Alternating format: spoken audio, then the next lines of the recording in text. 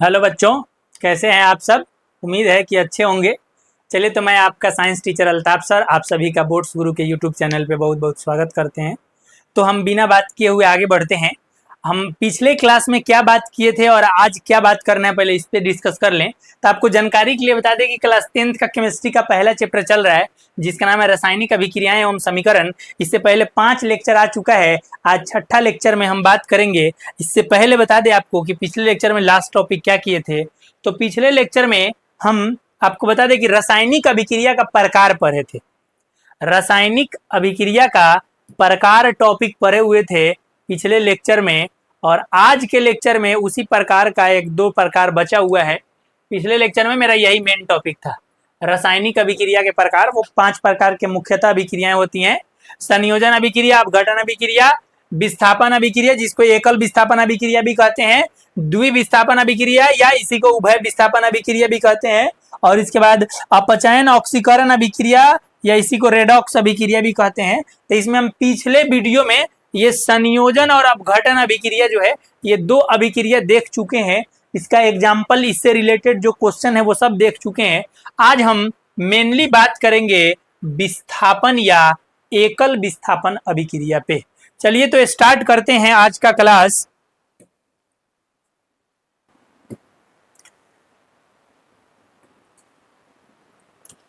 तीसरा जो समीकरण रासायनिक अभिक्रिया का जो प्रकार है वो है विस्थापन अभिक्रिया, डिस्प्लेसमेंट रिएक्शन।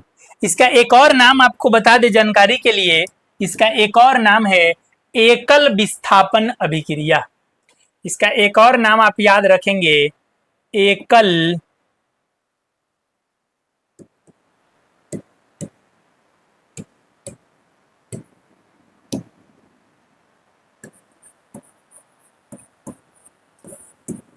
एकल विस्थापन अभिक्रिया।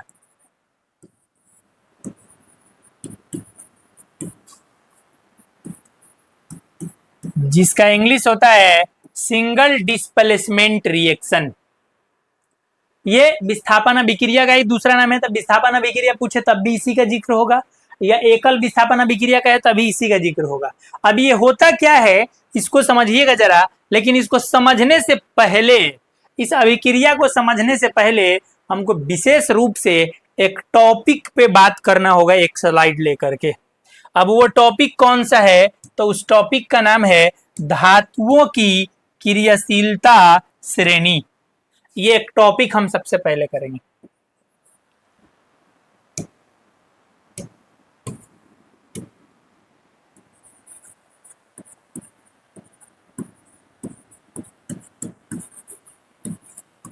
धातुओं की क्रियाशीलता श्रेणी।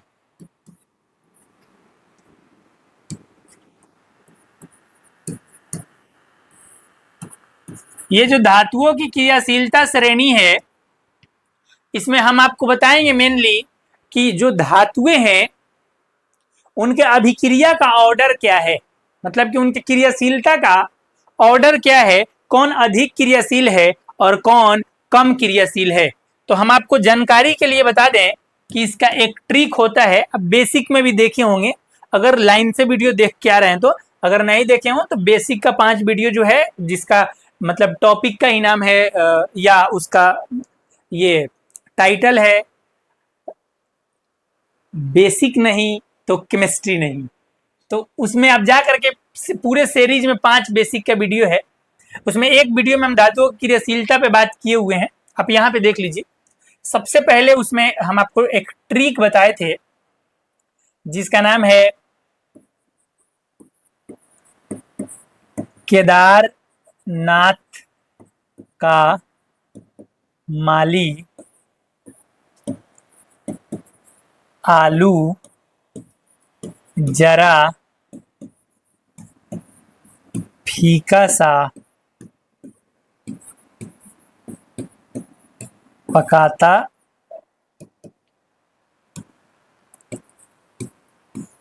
है।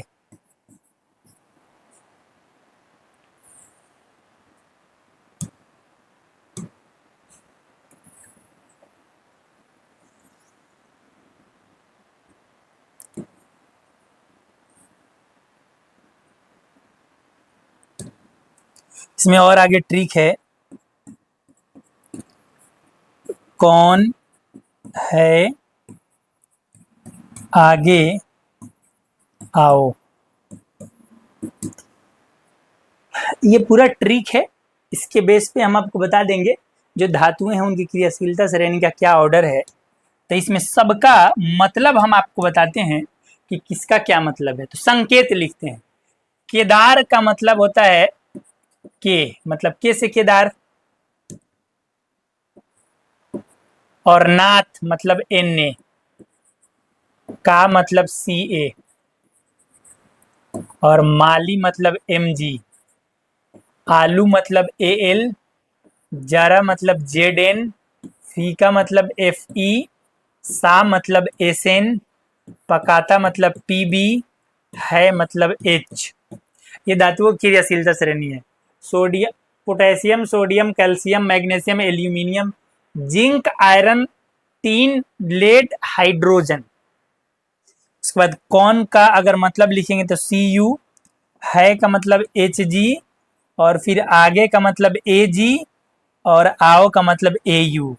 तो धातुओं की क्रियाशीलता श्रेणी में यहाँ Cu मतलब तांबा, Hg मतलब मरकरी, Ag मतलब सिल्वर, और Au मतलब गोल्ड।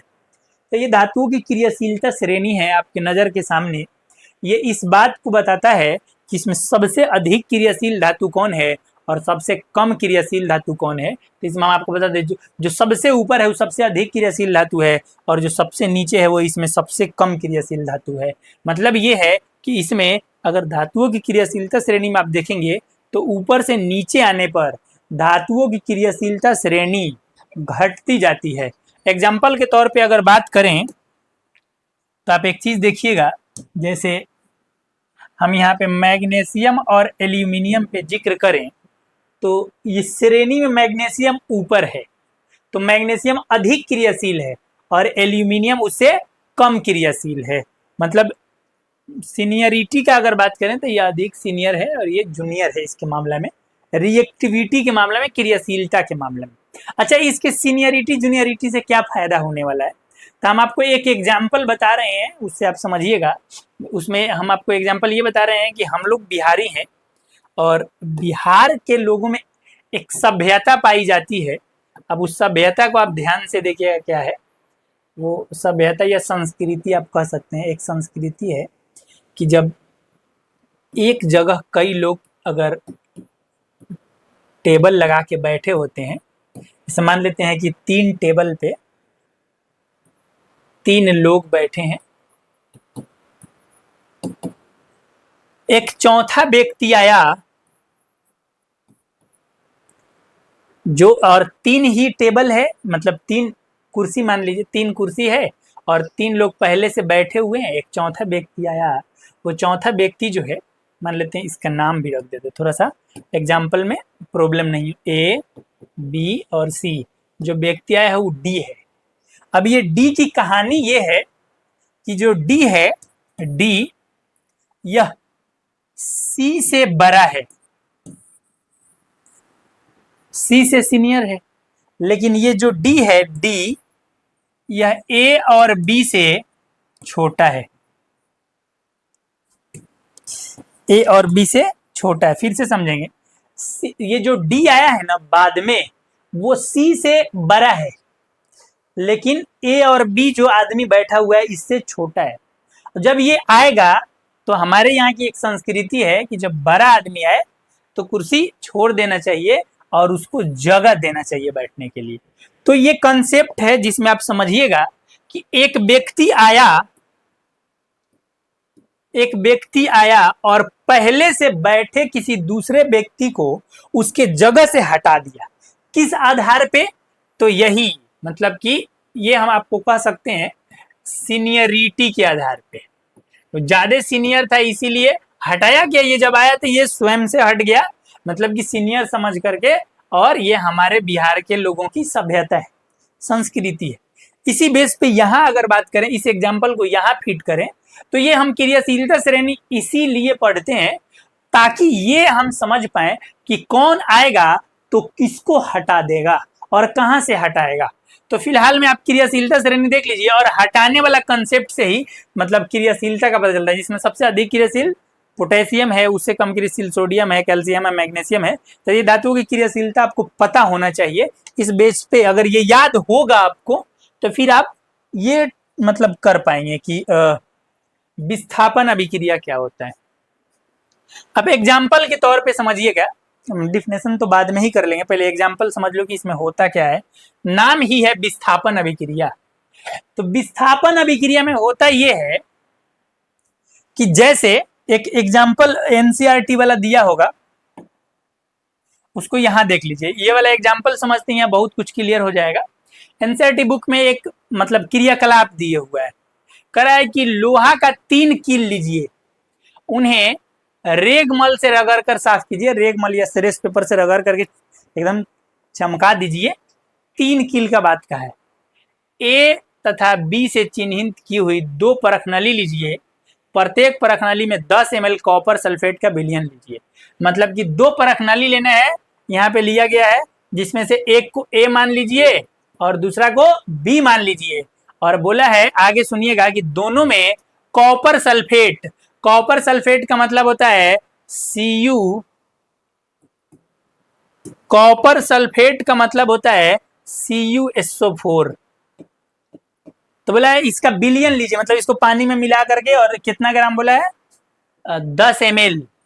2 किलो को धागों से बांधकर, सुनिएगा, 2 किलो को धागे से बांधकर सावधानी पूर्वक परखनली बी के कॉपर सल्फेट के विलयन में लगभग 20 मिनट तक चित्र में मतलब दिए हुए अनुसार डुबोए रखिए। तुलना करने के लिए 1 कील को अलग रखिए। अब 3 कील था, जिसमें 2 को बोला है कि डुबो दीजिए और 1 कील को नहीं डुबोइए, बाहर रखिए। 20 मिनट बाद दोनों किलो को कॉपर सल्फेट के विलयन से बाहर निकालिए। अब आगे क्या बोला है कि परखनली ए तथा बी में कॉपर सल्फेट के विलयन के नीले रंग की तीव्रता की तुलना कीजिए। कॉपर सल्फेट के विलयन में डूबे किलो के रंग की तुलना बाहर के कील से कीजिए। वो आपको यहाँ देखने को मिलेगा। तो आपको जानकारी के लिए बता दें, ये तो परखना मतलब ये क्रियाकलाप था। जानकारी के लिए बता दें कि जो हम कील लेते हैं लोहा का, तो चमकीला होता है, लगभग सिल्वर कलर होता है, उजला मान के चलते हैं उसको, तो सिल्वर कलर का कील होता है। ठीक, अगला एक बात बता रहे हैं, सिल्वर कलर का जो कील है, और यहाँ पे देखिएगा एक लाल कलर का कील दिखाई दे रहा है। वैसे इतना लाल होता नहीं, चित्र से लग रहा है भूरा रंग का हो जाता है। ठीक है, अब बता रहे हैं ये 2 कील है, तो पहले 3 कील लिए था और तीनों कील को क्या किए थे कि रेड पेपर से साफ किए थे। तो चमकीला ऐसा ही होगा। उसमें से बोला है कि एक परखनली लीजिए, इस परखनली में 2 गो की मतलब सबसे पहले क्या कीजिए, परखनली में कॉपर सल्फेट का विलयन लीजिए और धागा से बांध करके 2 गो कील को डुबो दीजिए, 20 मिनट तक डुबो कर रखिए। उसके बाद कहा है, सुनिएगा एक बात और बता दें, कॉपर सल्फेट जो होता है ना, इसके विलयन का जो रंग होता है, तो कॉपर सल्फेट के विलयन का रंग, ध्यान से सुनना अच्छा से बात को, यहाँ लिखा है नीला रंग होता है। कॉपर सल्फेट के विलयन का रंग कैसा होता है, नीला रंग होता है। तो नीले रंग के कॉपर सल्फेट के विलयन में जब लोहा धातु का कील डुबोए हैं और 20 मिनट तक छोड़ दिए हैं बाबू, तो उसके बाद क्या हुआ है कि कील का भी रंग बदला है और विलयन का भी रंग बदला है। यहां देखिए विलयन का भी रंग बदल गया है। अब रंग बदल करके कैसा हो गया है, तो सुनिएगा कैसा हो गया है, मलिन रंग हो गया। मलिन रंग हो जाता है जब इसमें डाल लेते हैं। तो आखिर ऐसा क्यों हुआ, इसके अंदर का पूरा बात क्या है, इसको समझते हैं, वो यहां आपको समझ में आएगा। यहां पे होता ये है, आप ध्यान से सुनेंगे, हम इसमें पहले से क्या डाल के रखे हैं, तो पहले से हम डाल कर रखे हैं CuSO4 का जलीय विलयन, और फिर क्या किए, इसमें लोहा धातु का कील डुबो दिए। अब क्या होता है ना, मतलब कि इसको इस तरह से समझिएगा ध्यान से, होता यह है कि जब लोहा धातु को इसके विलयन में डुबोते हैं ना, तो इसमें 2 पार्ट है, कॉपर धातु और सल्फेट आयन, मतलब कि धातु आयन और सल्फेट आयन, दो आयन है। और ये जो आयरन है ये भी धातु है। आप क्रियाशीलता श्रेणी अगर चेक करेंगे तो इसमें देखिएगा कि लोहा यहाँ पे है Fe और कॉपर यहाँ पे है तांबा, तो इसमें अधिक क्रियाशील है लोहा। वो तांबा के विलयन में जाएगा तो तांबा को हटा देगा, क्योंकि ये छोटा होने के कारण उसको रेस्पेक्ट देगा और सीट छोड़ देगा।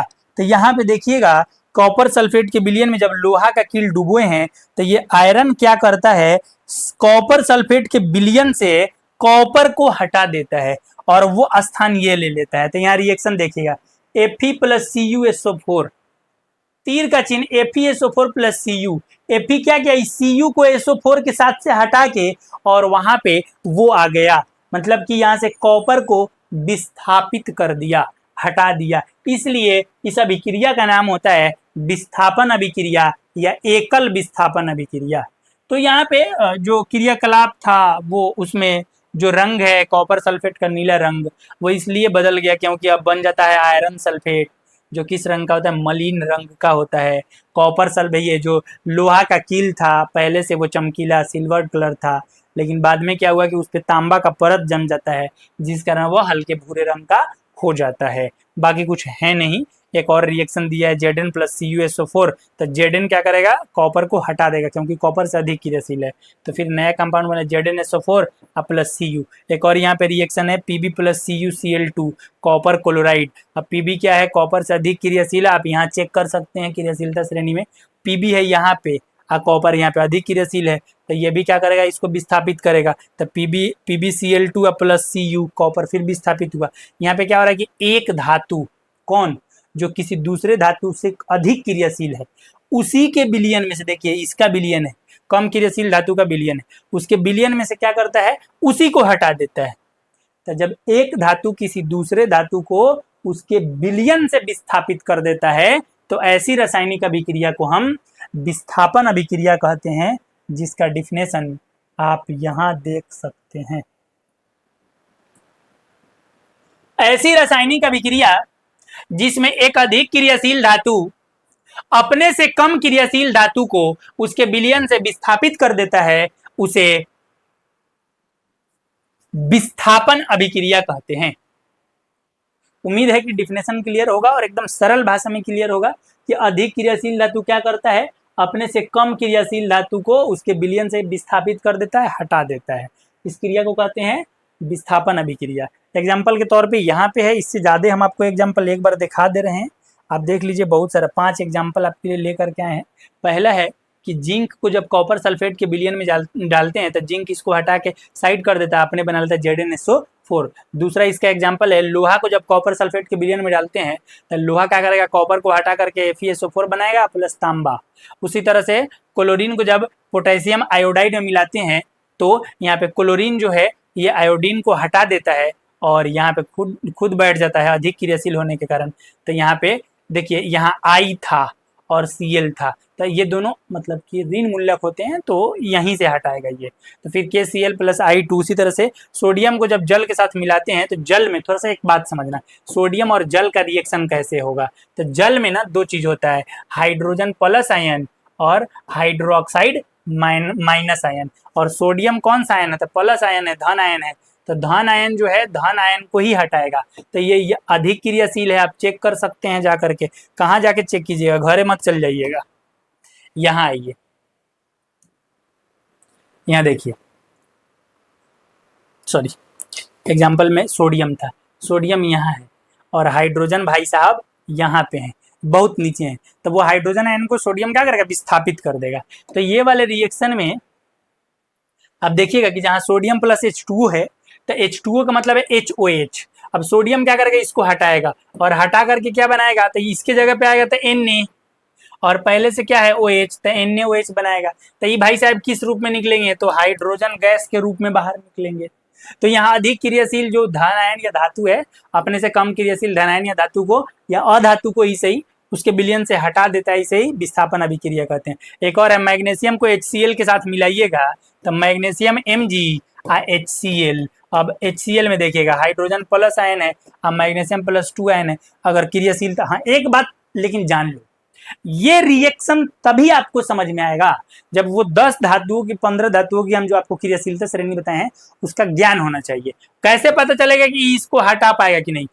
क्रियाशीलता श्रेणी में ये ऊपर है मैग्नीशियम, हाइड्रोजन से ऊपर है, हाइड्रोजन को हटाएगा और बनाएगा MgCl2 प्लस हाइड्रोजन गैस। कहोगे एक बात बताइए, यहाँ पर Mg तो ठीक है, Cl था, Cl2 कैसे हो गया? तो हम आपको एक जानकारी दे रहे हैं कि मैग्नीशियम क्लोराइड बना है जिसका सूत्र ही होता है MgCl2। तो फिर संतुलित करेंगे तो वहां भी 2 लगेगा, बराबर हो जाएगा।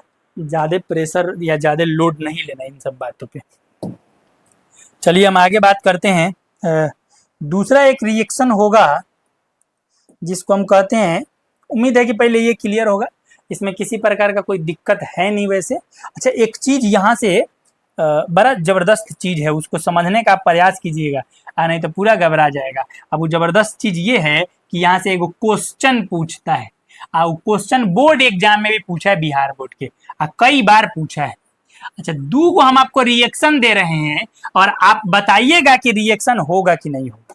उसमें पहला रिएक्शन ये है, ध्यान से देख करके बताना।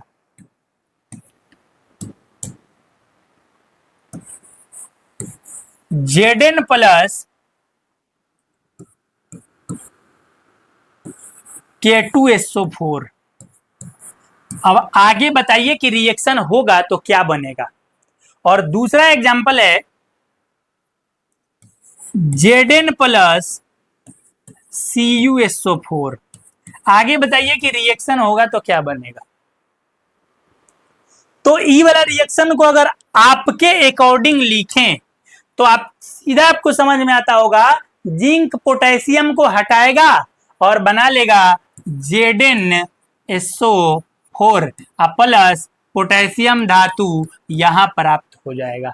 उसी तरह से इस रिएक्शन को देखेंगे तो जिंक इस कॉपर को हटा करके बना लेगा ZnSO4 प्लस कॉपर धातु को साइड कर देगा।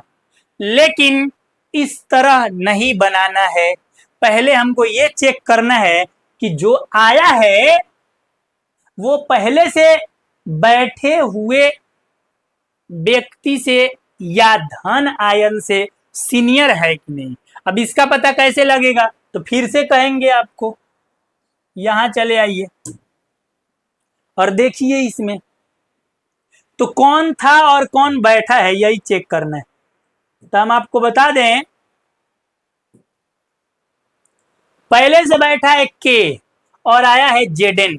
तो के मतलब पोटेशियम और Zn। तो यहां देखिएगा पोटेशियम सबसे ऊपर है, उससे ऊपर कोई है ये नहीं है, तो सबसे अधिक क्रियाशील होगा। और जिंक यहाँ पे है, देख, तो ये उससे कम क्रियाशील है। तो जब ये जाएगा तो क्या उठेगा वो कुर्सी पर से? नहीं उठेगा। क्या वो अपना स्थान छोड़ेगा? नहीं छोड़ेगा। क्या ये उसको हटा सकता है? नहीं हटा सकता है। तो आप ध्यान से देखेंगे हम क्या बताना चाह रहे थे। हम ये बताना चाह रहे थे कि जिंक में इतना औकात नहीं है कि पोटेशियम को उसके विलयन से हटा दे, और नहीं हटाएगा तो ये रिएक्शन नहीं हो पाएगा। तो फिर हम जो लिखे थे वो गलत था। यहाँ पे मेनली क्या होगा, तो यहाँ मेनली होगा कोई रिएक्शन नहीं, मतलब नो रिएक्शन, कोई रिएक्शन नहीं होगा, अभिक्रिया होगी ही नहीं। अब इसका भाषा क्या होगा, तो क्वेश्चन है कि पोटेशियम सल्फेट के विलयन में जिंक धातु डालने पर क्या होता है। हम बोलेंगे कि पोटेशियम सल्फेट के विलयन में जिंक धातु डालने पर कोई अभिक्रिया नहीं होती है, क्योंकि जिंक जो है पोटेशियम से कम क्रियाशील है, जो पोटेशियम को उसके सल्फेट के विलयन से विस्थापित नहीं कर पाता है, इसलिए कोई अभिक्रिया नहीं होती है। अब वही बात है कि जिंक जो है जब कॉपर सल्फेट के विलयन में आएगा तो जिंक जो है कॉपर से अधिक क्रियाशील होता है।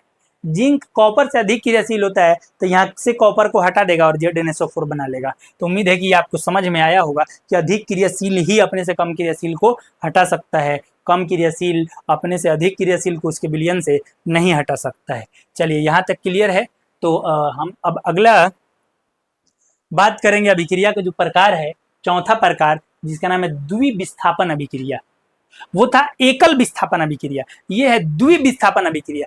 इसमें भी आयन या धातु आयन हो या अधातु आयन हो, क्या करते हैं, एक दूसरे को उसके विलयन से विस्थापित कर देते हैं और दो नया पदार्थ का यौगिक का निर्माण करते हैं। तो उभय विस्थापन अभिक्रिया में आप देखिएगा, हम आपको एक एनसीईआरटी के एग्जाम्पल देते हैं, यहां देखिए और समझने का प्रयास करेंगे।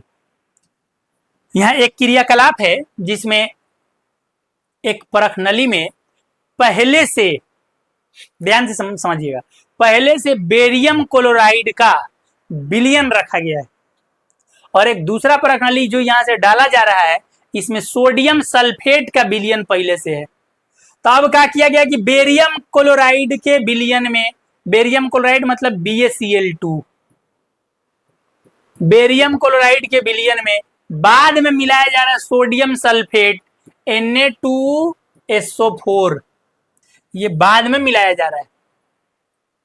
अब आगे क्या होगा यही देखना है। तो यहां पे होता यह है ना कि सोडियम इस बेरियम को क्लोराइड से हटा देता है और बेरियम यहां आकर के फिट हो जाता है। तो फिर रिएक्शन का अगला पार्ट क्या होगा, तो अगला पार्ट होगा कि सोडियम चल जाएगा Cl के पास, तो सोडियम Na,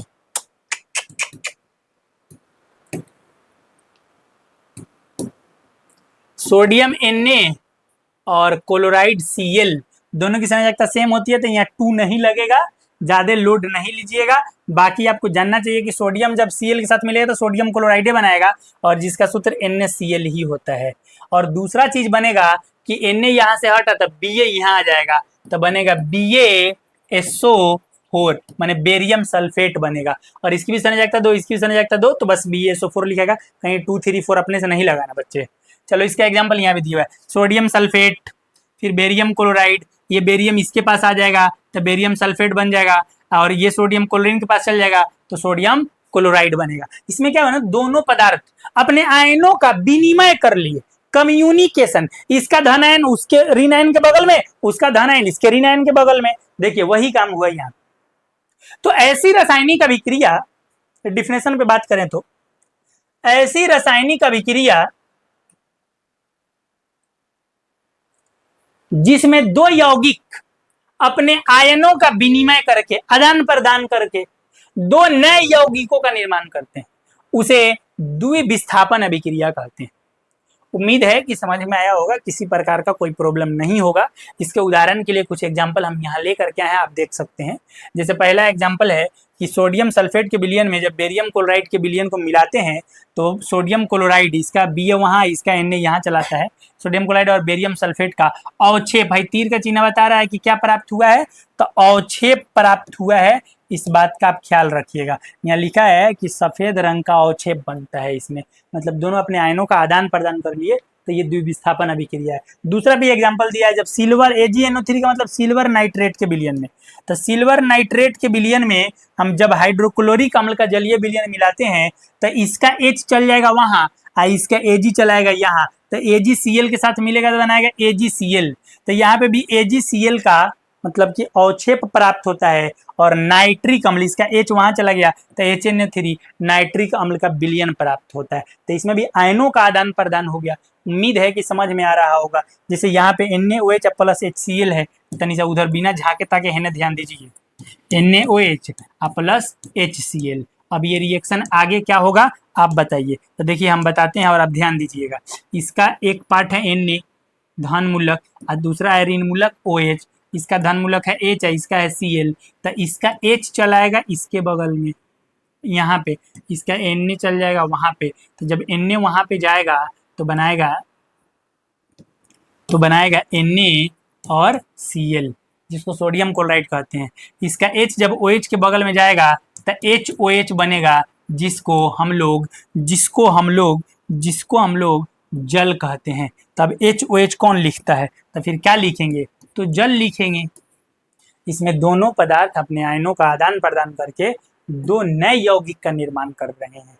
आप देख लीजिए NaOH प्लस HCl, तो NaCl प्लस H2O। एक और रिएक्शन है जो आपके लिए दे रहे हैं और आपके साथ हम भी बैठे रहेंगे और दोनों आदमी मिल के बनाया जाएगा। इसमें सबसे पहला है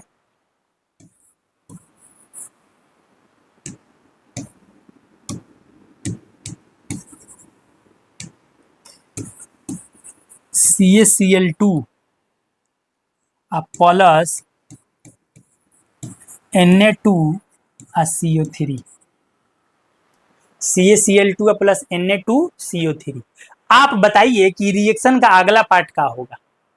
समय देते हैं आप 1 मिनट, जल्दी बताइए, बताएं जल्दी। चलिए, इसका सोडियम आयन यहाँ चला जाएगा और इसका कैल्शियम आयन वहां चल जाएगा। एक बच्चा फेर में रहता है, वो कौन फेर में रहता है कि यहाँ से कैल्शियम गया वहां और वहां से सोडियम आया यहाँ, तो 2 गो आया है ना, तो Cl के बगल में हेतर लगेगा Na2 और Cl2, ये कोनो यौगिक नहीं है Na2 और Cl2।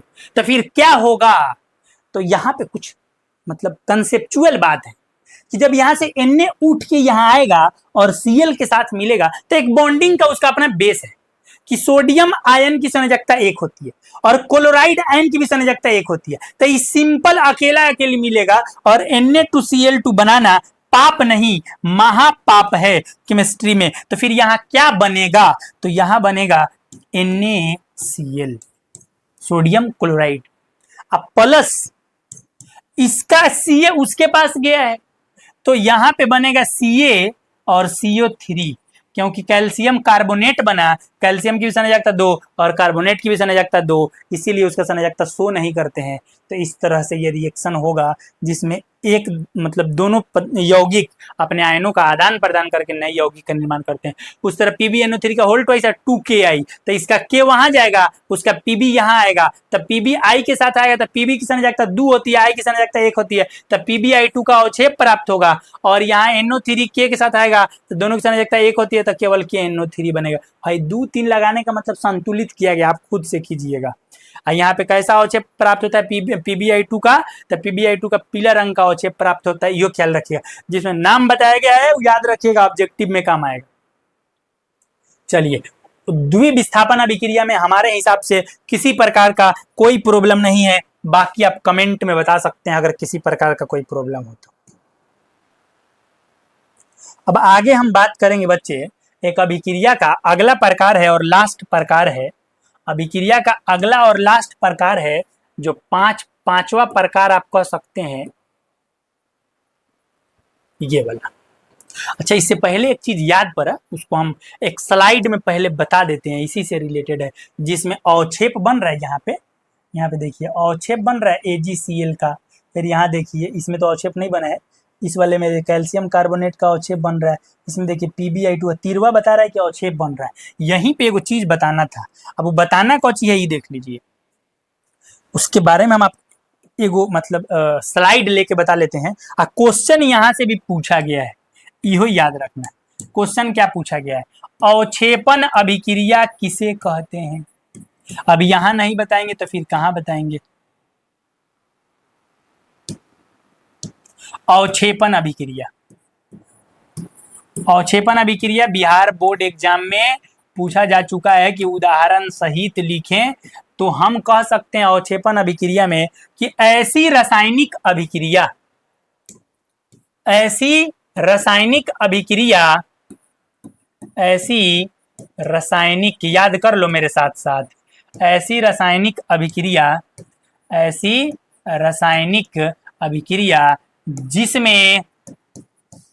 जिसमें अवक्षेप का निर्माण होता है, ऐसी रासायनिक अभिक्रिया जिसमें अवक्षेप का निर्माण होता है या अवक्षेप बनता है, उसे अवक्षेपन अभिक्रिया कहते हैं, उसे अवक्षेपन अभिक्रिया कहते हैं। उम्मीद है कि समझ में आया होगा, किसी प्रकार का कोई समस्या या प्रॉब्लम नहीं होगा। एग्जाम्पल के तौर पे हम आपको बता दें अवक्षेपन अभिक्रिया में कि सबसे पहला रिएक्शन जो बता रहे थे, आप यहां से चेक कीजिएगा कि जब सोडियम सल्फेट के जलीय विलयन में बेरियम सल्फेट का विलयन डालते हैं तो बेरियम क्लोराइड के जलीय विलयन डालते हैं, सोडियम क्लोराइड और बेरियम सल्फेट का सफेद अवक्षेप प्राप्त होता है। तो ये वाला रिएक्शन को हम चाहें तो यहाँ फिट कर सकते हैं और ये होगा sodium sulphate Na2SO4 plus barium chloride. जब ये दोनों को मिला करके रिएक्शन कराते हैं तो प्राप्त होता है BaSO4। इसका अवक्षेप बनता है, यहाँ पे सफेद अवक्षेप प्राप्त होता है BaSO4 का, सफेद अवक्षेप प्राप्त होता है। आप प्लस साथ में यहां एक और चीज बनता है NaCl, सोडियम क्लोराइड। तो यहां जो BaSO4 का अवक्षेप प्राप्त हुआ, तो इसीलिए इस रिएक्शन को हम बोलेंगे अवक्षेपण अभिक्रिया। एक और रिएक्शन है, उसको आप देखिएगा इसी में, लास्ट वाला रिएक्शन यहां पे, कि जब हम PbNO3 के होल ट्वाइस, मतलब कि लेड नाइट्रेट के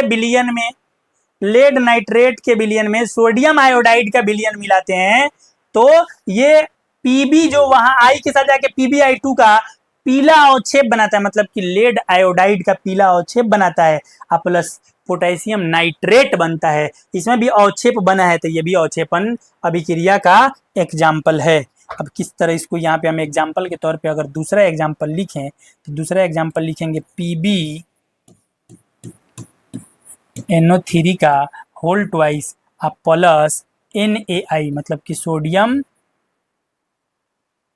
आयोडाइड। अब इस रिएक्शन को अगर आगे बढ़ाएंगे, इसमें कुछ मिस्टेक हो रहा है क्या? अच्छा, KI है, सॉरी, NaI नहीं है, KI।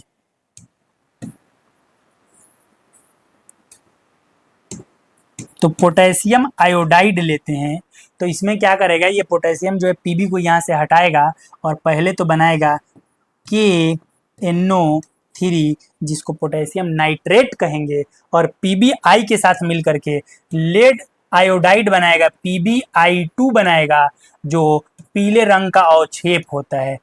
पीला रंग से ही दिखा देते हैं इसको, कि पीले रंग का अवक्षेप प्राप्त होता है। PbI2 का पीले रंग का अवक्षेप प्राप्त होता है। तो ये भी अवक्षेपण अभिक्रिया है। उम्मीद है कि यहाँ तक में कोई प्रॉब्लम नहीं होगा। अब हम अगले स्लाइड में आते हैं कि एक छठा प्रकार में हम पढ़ रहे थे, यहाँ पे, सॉरी छठा नहीं, पांचवा प्रकार में हम पढ़ रहे थे, जिसका नाम था रेडॉक्स अभिक्रिया, या इसका एक और हिंदी नाम होता है युग्मित अभिक्रिया। युग्मित, अच्छा एक चीज यहाँ पे गलती से पांचवा प्रकार लिखा गया है गलत जगह पे, तो उसको आप थोड़ा सा देख लीजिए। पांचवा प्रकार ही है, वो चौथा प्रकार था, रेडॉक्स अभिक्रिया या युग्मित अभिक्रिया। अब ये रेडॉक्स अभिक्रिया क्या होता है? तो रेडॉक्स अभिक्रिया में दो अभिक्रिया आता है। कौन कौन? तो उसमें से एक अभिक्रिया का नाम होता है, सुनिएगा, ऑक्सीकरण अभिक्रिया, और दूसरे अभिक्रिया का नाम होता है अवकरण अभिक्रिया। तो पहले तो रेडॉक्स अभिक्रिया क्या है? तो ऐसी रासायनिक अभिक्रिया जिसमें एक तत्व का ऑक्सीकरण तथा दूसरे तत्व का अवकरण एक साथ होता है, उसे रेडॉक्स अभिक्रिया कहते हैं। मतलब कि ऑक्सीकरण अभिक्रिया और अवकरण अभिक्रिया जब एक साथ हो रहा हो तो उसे रेडॉक्स अभिक्रिया कहते हैं। अब रेडॉक्स अभिक्रिया में बस इतने बताना था कि रेडॉक्स अभिक्रिया के दो भाग होते हैं हमेशा, उसमें एक ऑक्सीकरण और दूसरा अवकरण। तो हम इसको यहीं रोक करके पहले ऑक्सीकरण अवकरण को पढ़ लेते हैं। पहला है ऑक्सीकरण अभिक्रिया। अब यह ऑक्सीकरण अभिक्रिया क्या होता है? तो अच्छा से बात को सुनना, ऑक्सीकरण कह रहा है, तो ऑक्सीकरण का मतलब होता है कि यहाँ पे ऑक्सीजन का संयोग होगा, ऑक्सीजन का संयोग होगा।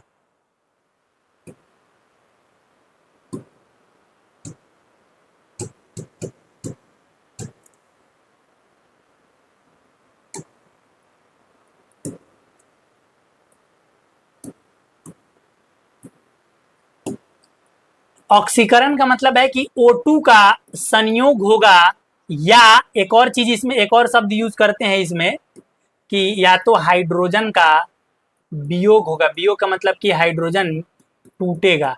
एक तीसरा चीज भी इसमें शामिल होता है कि या तो किसी के द्वारा इलेक्ट्रॉन का त्याग होगा। तो ये तीन शब्द आते हैं ऑक्सीकरण के अर्थ में।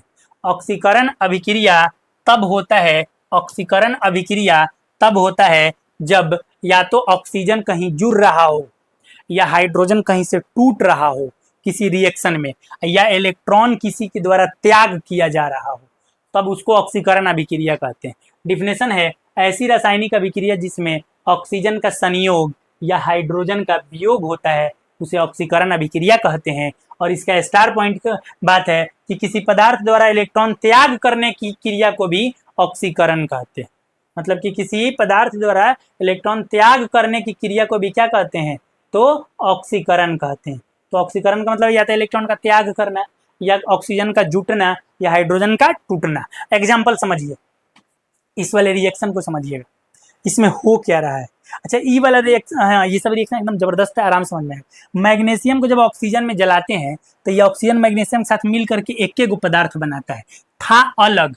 अभिक्रिया के बाद ये जुट गया मैग्नीशियम के साथ, मतलब ऑक्सीजन यहाँ जुटा है तो यहाँ ऑक्सीकरण अभिक्रिया हुई है। और इसमें ऑक्सीकरण किसका होता है ये सुन लीजिए। तो जिसमें यह ऑक्सीजन जुटेगा, सुनिए ध्यान से, जिस पदार्थ के साथ यह ऑक्सीजन जुटा है ना उसी की हुई है ऑक्सीकरण। तो इस वाले में मैग्नीशियम का ऑक्सीकरण हुआ है, किसके जुटने पर, ऑक्सीजन के जुटने पर। दूसरा है कार्बन प्लस ऑक्सीजन बराबर कार्बन डाइऑक्साइड। तो यहाँ कार्बन अकेले था, ऑक्सीजन अकेले था, यहाँ ऑक्सीजन इससे जाकर के मिल गया है, तो फिर यहाँ पे ऑक्सीजन जुड़ा है। तो जहां भी ऑक्सीजन का संयोग होगा वो एक ऑक्सीकरण अभिक्रिया है। तीसरा एग्जांपल यहाँ देखिएगा, ऑक्सीकरण में या तो ऑक्सीजन जुटेगा या हाइड्रोजन टूटेगा, टूट के अलग हो जाएगा। यहाँ देखिए H2S, हाइड्रोजन सल्फाइड। यहाँ हाइड्रोजन किसके साथ था, सल्फर के साथ। अब क्या किया, ऑक्सीजन इससे अभिक्रिया करेगा तो हाइड्रोजन चल जाएगा ऑक्सीजन के साथ, तो इसमें से हाइड्रोजन टूटा ना। तो जब हाइड्रोजन टूटेगा और फिर ऑक्सीजन इसमें हाइड्रोजन में जाकर के जुटा, तो या तो हाइड्रोजन टूटा है या ऑक्सीजन जुटा है, दोनों काम हुआ है। तो सल्फर से हाइड्रोजन टूट के अलग हुआ तब भी ऑक्सीकरण, और ये जा करके ऑक्सीजन से जुट गया तब भी ऑक्सीकरण।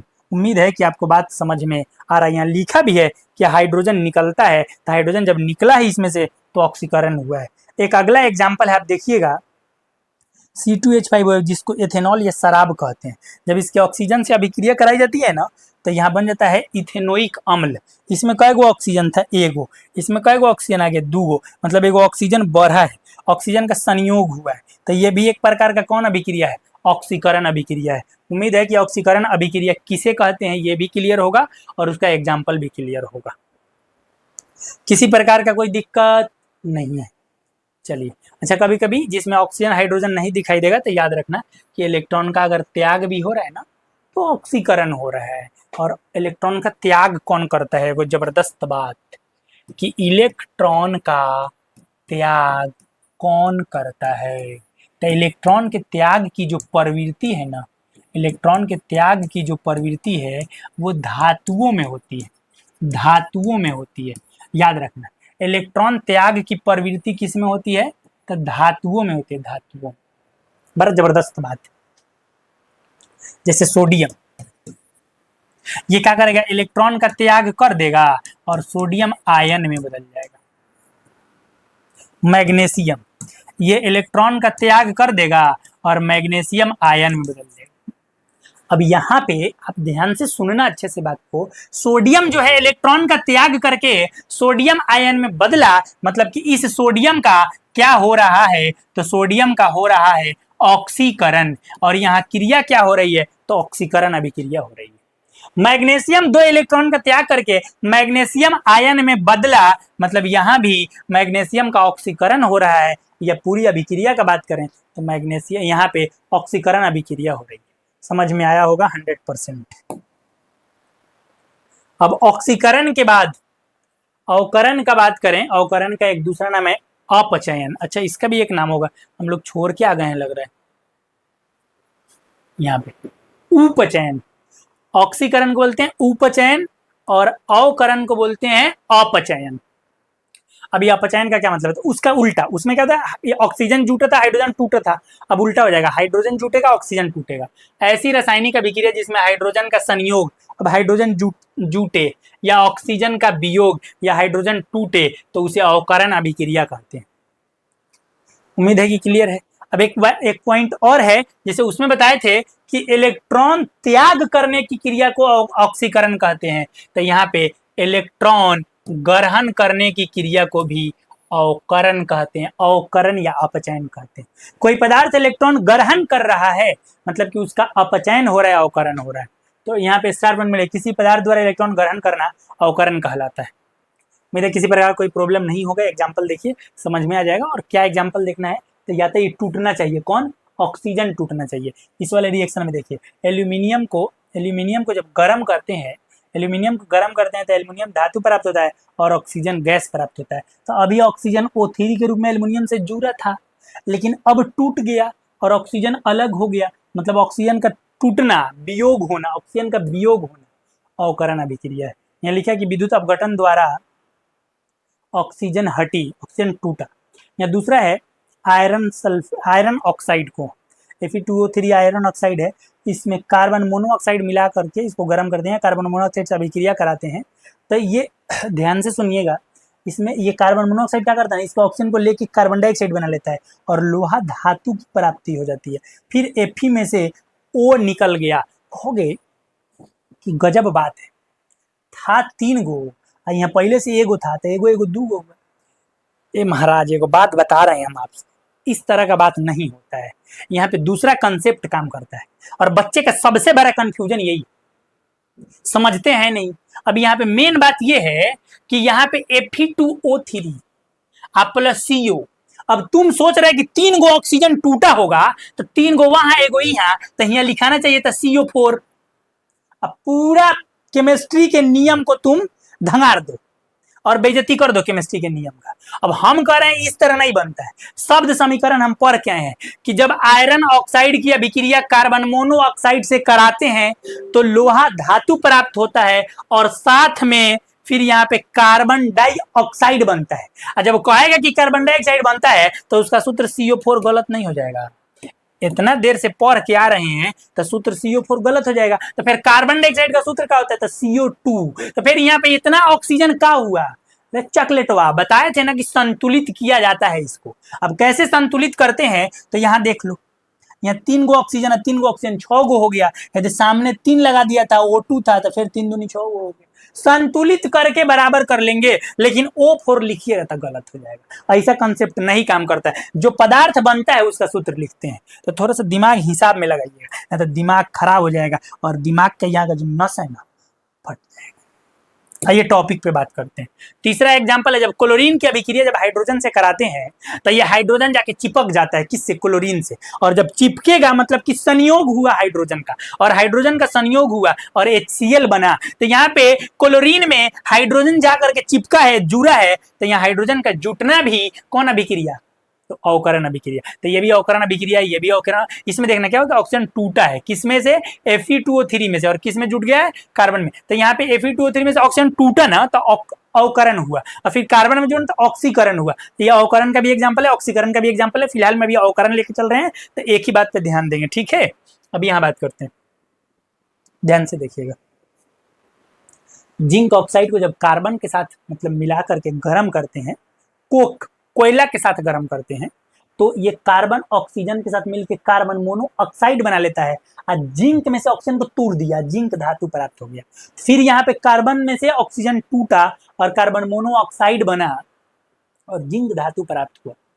यहाँ पे ऑक्सीजन टूटा है, देखिए जिंक के साथ टूट गया नहीं है, तो टूटा मतलब कि अवकरण अभिक्रिया हुआ। फिर कहोगे ऑक्सीजन जुटा भी है, किसके साथ, कार्बन के साथ, हाँ, तो फिर कहेंगे ऑक्सीकरण अभिक्रिया भी हुआ। लेकिन यहाँ पे हम लोग मेनली किस पर ध्यान दे रहे हैं, अवकरण पे, तो कहोगे फिर ऑक्सीकरण भी तो हो जा रहा है। एक बात आपको बता दें कि सभी रिएक्शन में आप जितना एग्जाम्पल देख के रहे हैं, सब में एक चीज अगर आप ध्यान से देखें, एकदम पूरी गहराई से देखें, तो ऑक्सीकरण और अवकरण एक के साथ होता है।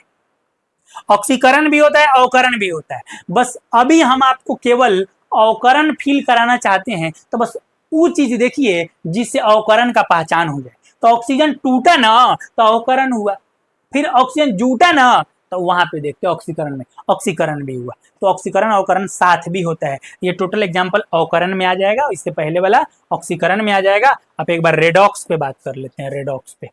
वैसे इतना ही था लेक्चर में। अब खाली एक टॉपिक बच गया है, ऑक्सीकरण का दैनिक जीवन में उपयोग। दैनिक जीवन में ऑक्सीकरण का उपयोग पढ़ेंगे। और उपयोग क्या माने प्रभाव कहता है कि दैनिक जीवन में ऑक्सीकरण का प्रभाव, उसमें दो गो चीज मेनली पढ़ना होता है। एगो पढ़ना होता है धातुओं का संक्षारण, और दूसरा पढ़ना होता है भोजन का खराब होना या विकृत गंधिता। उनको लगता है 10-15 मिनट का एगो वीडियो होगा, वो बनेगा, उस पर क्वेश्चन आंसर होगा और चैप्टर आपका इसी के साथ द एंड हो जाएगा अगले लेक्चर में। लेकिन यहाँ पे आप देख लीजिए, थोड़ा सा हम आपको समझाना चाह रहे हैं रेडॉक्स अभिक्रिया।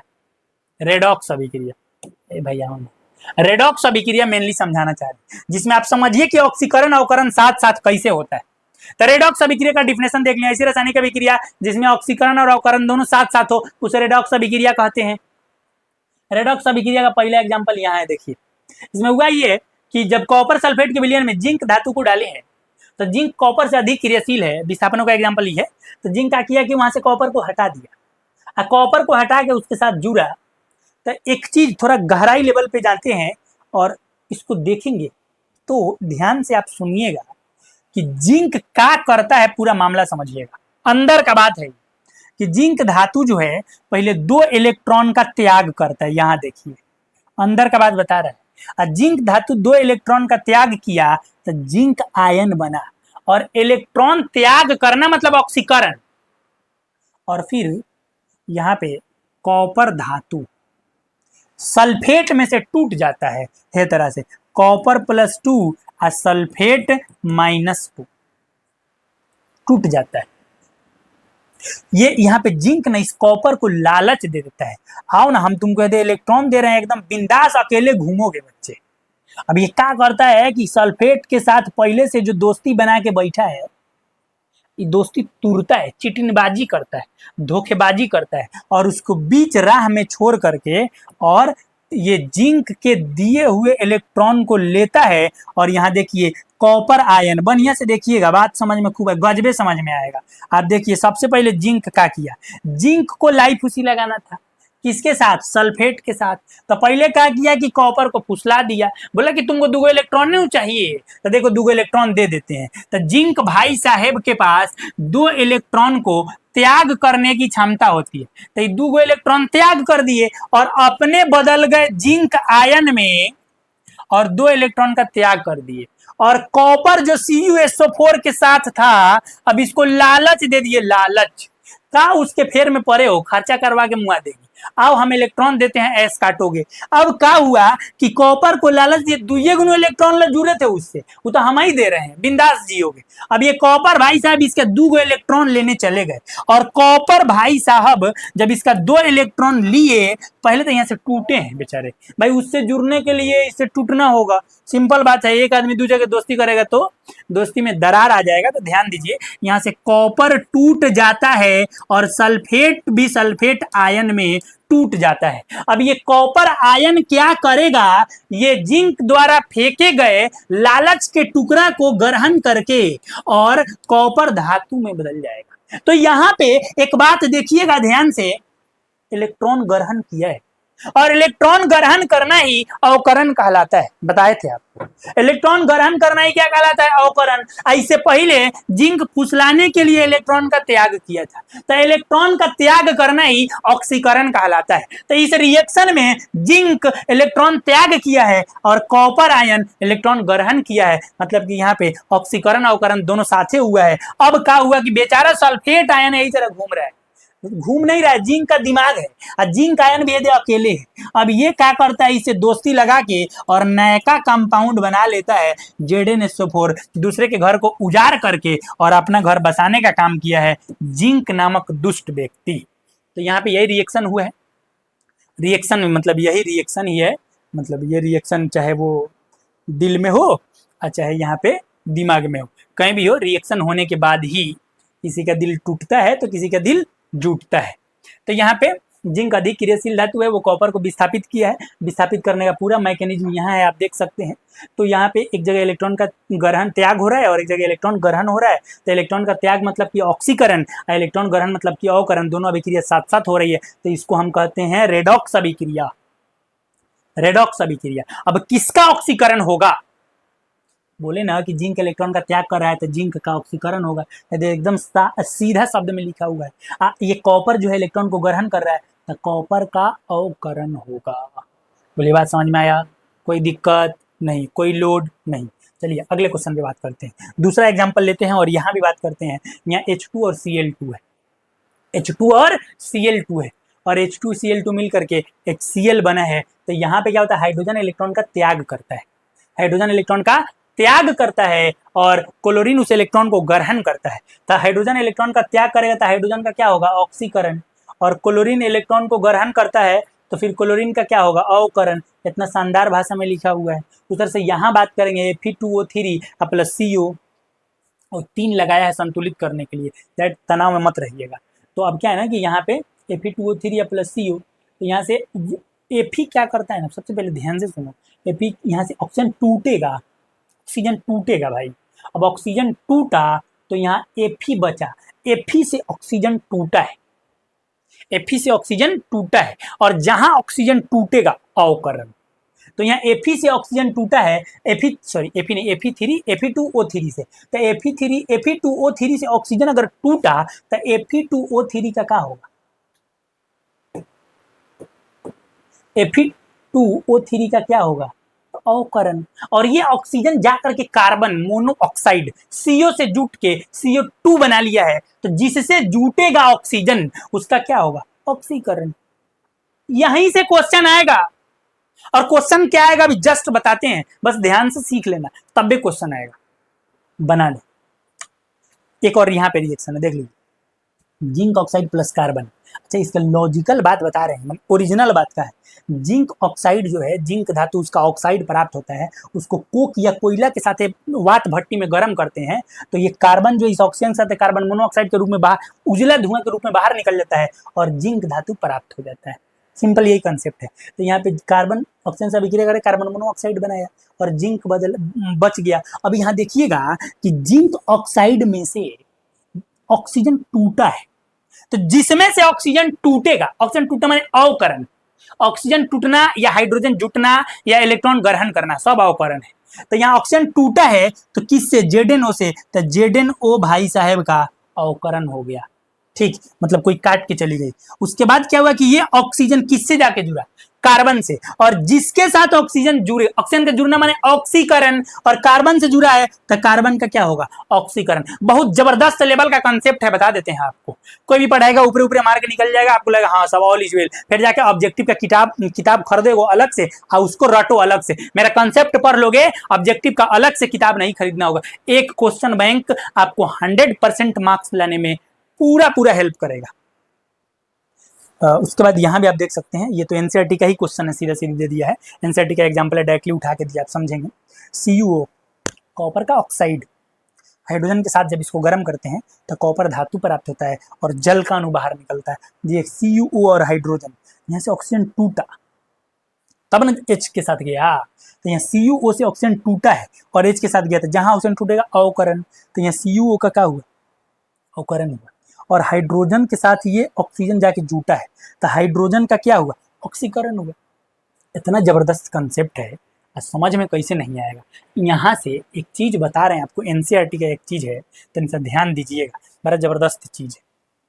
वो बताता है कि का कीजिए, आप ध्यान से सुनिएगा। का कहता है कि एगो कढ़ाई ले लीजिए और कढ़ाई के नीचे एगो बर्नर लगाइए, बर्नर, और बर्नर में आग जला दीजिए। जब आगवा जलाइएगा, इसमें क्या कीजिए कि तांबा का, सुनिएगा ध्यान से, तांबा का चूर्ण लीजिए। वो कहता है एनसीईआरटी वाला कि इसमें तांबा को मतलब एकदम महीन दाना के रूप में, एकदम महीन कण में, जैसे लोहा को काटा जाता है तो उसका भूसी प्राप्त होता है, उस तरह से तांबा का भूसी प्राप्त करके एगो कढ़ाई में रखिए और उसके बाद गर्म कीजिए। और जिस तरह चावल का भूजा भूजते हैं उसी तरह से इसको भूजिए। तो ये पहले कौन रंग में था, आप समझिएगा बात को। पहले ये कौन से रंग में था और बाद में किस रंग में चला जाएगा। तो पहले गर्म करने से पहले तांबा जो है, तांबा मतलब कि Cu किस कलर का होता है, तो तांबा मतलब Cu जो है वह भूरा रंग का होता है, भूरा रंग, लाल भूरे रंग का होता है तांबा। ये तब का बात है जब ये भूजे नहीं है भूजा की तरह। जब इसको हम भूज देते हैं तो जो नयका पदार्थ बनता है उसको हम तांबा का ऑक्साइड कहते हैं, तांबा ऑक्साइड। अब तांबा ऑक्साइड का सूत्र होगा CuO, तांबा ऑक्साइड का सूत्र होगा CuO। अब ये कौन से रंग में, यहां से क्वेश्चन बनता है, इसी तरह नहीं बोल रहे हैं, ये काला रंग का हो जाता है भूजा भूनने के बाद। तो तांबा ऑक्साइड के ताम्र चूर्ण को ताम्र चूर्ण लिखता है, तांबा को वो लिखता है ताम्र चूर्ण, NCERT वाला। ताम्र चूर्ण या तांबा के बुरादा को कढ़ाई में लेकर के गर्म करके भूजेंगे तो उसका भूरा रंग काले रंग में बदल जाता है, और जो काला रंग में बदला हुआ पदार्थ होता है वो तांबा का ऑक्साइड होता है। तो यहाँ पे देखिएगा कि भूनते कैसे हैं, समझिए, रिएक्शन पूरा समझिएगा। कॉपर को ऑक्सीजन की उपस्थिति में भूनने पर या जलाने पर जलाते हैं तो कॉपर ऑक्साइड बनता है, कॉपर ऑक्साइड बनता है, तांबा का ऑक्साइड बनता है। अब यहाँ क्या हुआ कि ऑक्सीजन किससे जुड़ा, तांबा से। अब जिससे जुड़ा उसका ऑक्सीकरण हुआ। तो ये NCERT बुक वाला ऑक्सीकरण के एग्जाम्पल में दिया है, इसमें 2-4 को काला और भूरा रंग का बात इंपॉर्टेंट था, उसे बताने के लिए काम किए। अब क्या है कि अब ये तो तांबा के ऑक्साइड में बदल गया, अब हमको प्योर तांबा कैसे प्राप्त होगा, तो एगो इलाज भी देता है NCERT वाला। अब वो इलाज समझिए कौन है, कहता है कि तांबा ऑक्साइड में हाइड्रोजन गैस प्रवाहित कर दीजिए। मतलब ये जो तांबा का जो ऑक्साइड काला रंग का प्राप्त हुआ है, इस काले रंग के तांबा के ऑक्साइड से हाइड्रोजन गैस प्रवाहित कीजिएगा तब बेचारा तांबा फिर अलग हो जाएगा और हाइड्रोजन ऑक्सीजन से अभिक्रिया करके और जल बना लेगा। अब यहाँ पे क्या हुआ, ध्यान से सुनना, अच्छा से बात को सुनना। तांबा ऑक्साइड किसमें बदला, तांबा में। मतलब कि इसमें से कौन टूटा, ऑक्सीजन टूटा। मतलब कि तांबा ऑक्साइड का क्या हुआ, तो तांबा ऑक्साइड का यहाँ पे हुआ अवकरण। कहोगे कैसे हो गया अवकरण, तो अवकरण का मतलब है ऑक्सीजन का टूटना, और इस वाले में यहाँ तांबा जो बचा है मतलब ऑक्सीजन की तरह टूट गया है और टूट के जाके हाइड्रोजन के साथ जुटा है। तो CuO से जब ये टूटा है मतलब कि CuO का क्या हुआ, अवकरण। और यहाँ देखिएगा हाइड्रोजन में यही ऑक्सीजन जाके जुड़ा है तो यहाँ पे हुआ है ऑक्सीकरण। और जब दोनों अभिक्रिया एक के रिएक्शन में एक साथ हो तो इसे हम सम्मिलित रूप से रेडॉक्स अभिक्रिया के नाम से जानते हैं, रेडॉक्स अभिक्रिया के नाम से जानते हैं। उम्मीद है कि आपको कंसेप्ट एकदम जबरदस्त लेवल पे समझ में आया होगा और टॉपिक मक्खन हो गया होगा। आज क्लास यहीं तक, अगर मक्खन हुआ है तो #मक्खन लिखिए कमेंट बॉक्स में और दीजिए इजाजत। आज क्लास यहीं तक, फिर मिलते हैं अगले वीडियो में। Best of luck. आज के लिए बहुत बहुत धन्यवाद।